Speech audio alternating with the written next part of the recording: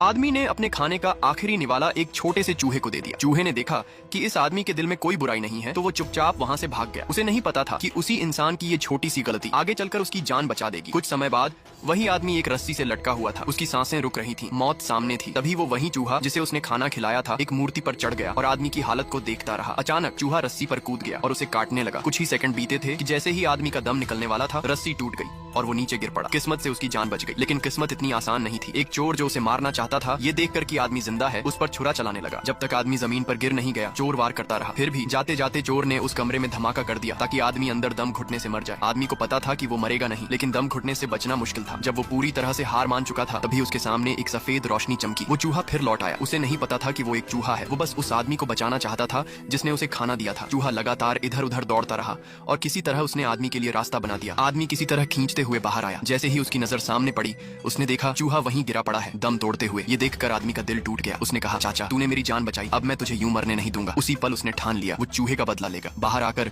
उसने जी जान से मार्शल आर्ट सीखा और जब सालों बाद उस चोर से दोबारा सामना हुआ तो अब वो डरा नहीं। उसने अपनी पूरी जिंदगी की मेहनत एक बार में उतार दी। अब सिर्फ इंसाफ बाकी था। उसके उस